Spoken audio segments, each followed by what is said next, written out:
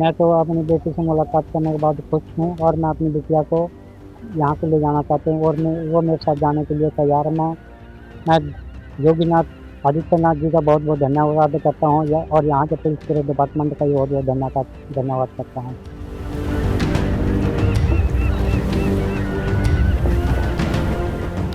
10 दिन की police remand में भेजे गए आगरा धर्मांतरण गैंग के सरगना अब्दुल रहमान को लेकर नए नए खुलासे हो रहे हैं। गैंग की शिकार लड़कियों का रेस्क्यू जारी है।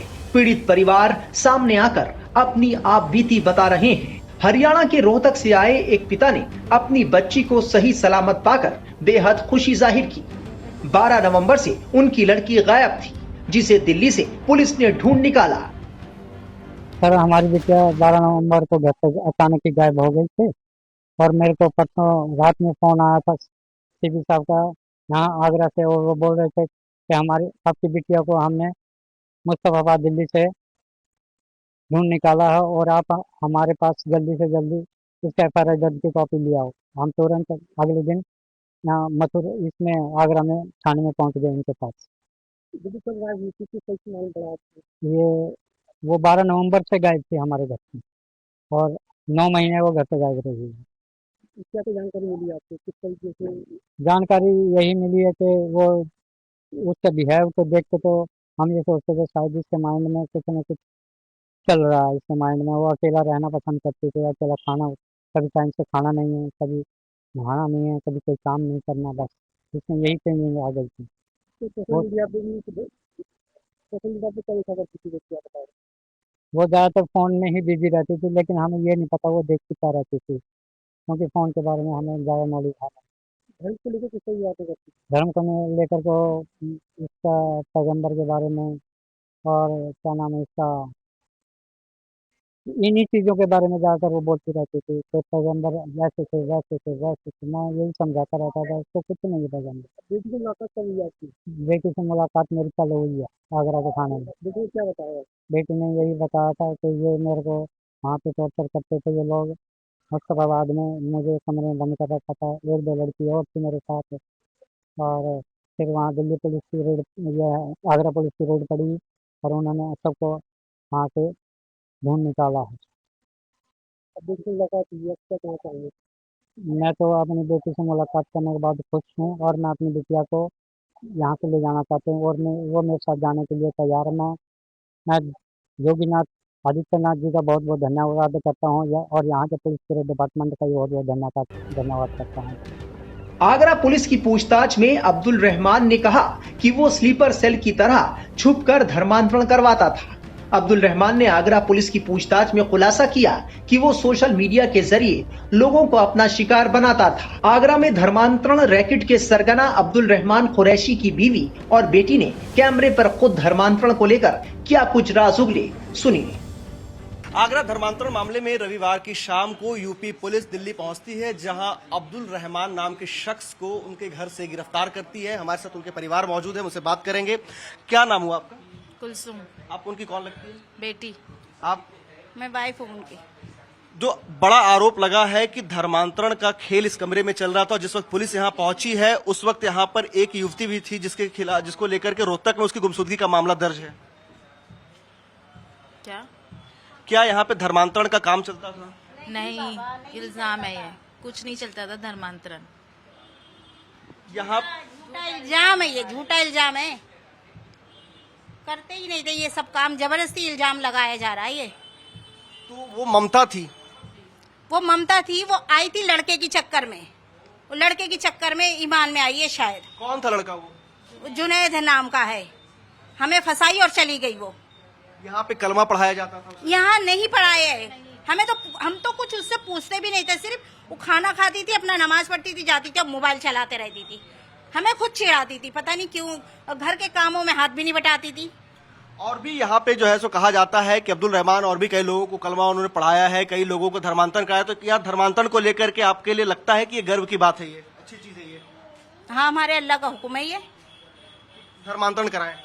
हाँ, मतलब ये अगर हम नहीं करवाए तो ये कल के दिन अल्लाह के यहाँ हमारी पकड़ होगी। तुम्हारे सामने गैर मुस्लिम रहते थे, तुमने क्यों नहीं बताया हक इनको? ये हमारी पकड़ का जरिया होगा कयामत के दिन। अब तुम लोग ने इसका ये बना दिया, अब तुम्हें जब आखिरत में अल्लाह ताला जमा करेगा जब पता चलेगा तुम लोगों को। अभी तो दुनिया की उसमें चमक धमक में तुम लोग भूल गए हो अल्लाह को। ये तुम लोग में कौन लोग हैं ये लोग?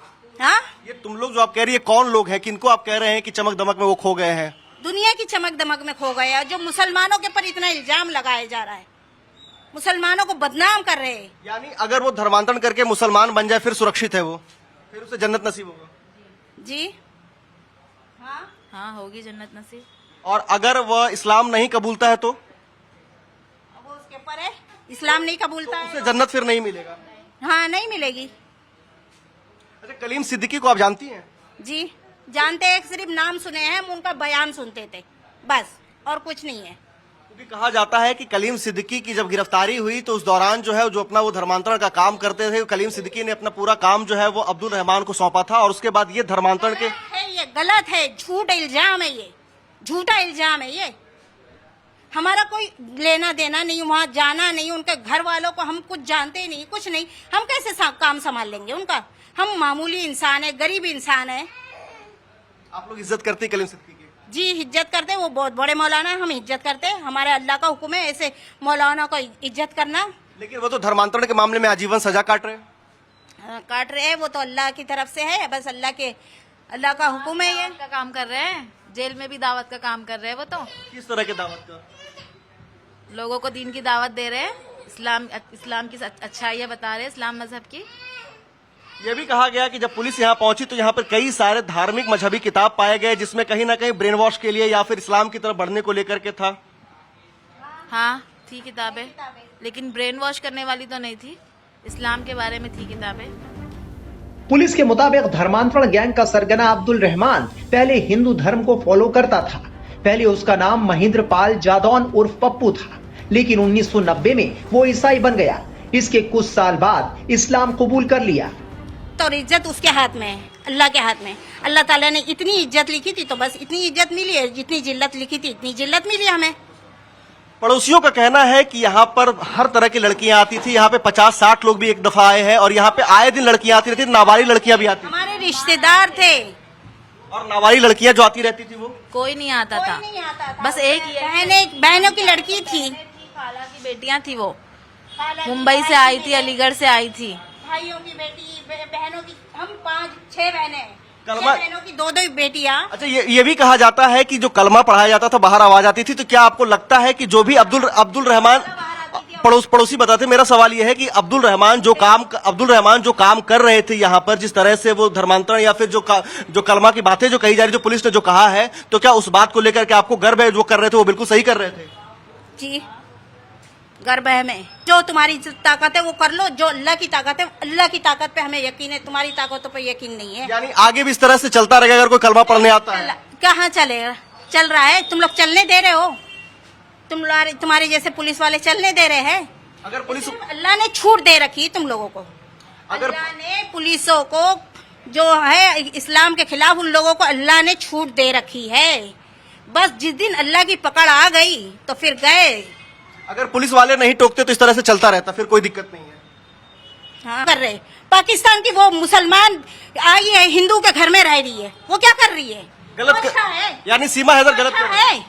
बताओ वो अच्छा है? आपके नजर में सीमा ने गुनाह किया है? हाँ बहुत बड़ा गुनाह किया, वो जहन्नम की हकदार है, वो जहन्नम की हकदार है वो लड़की।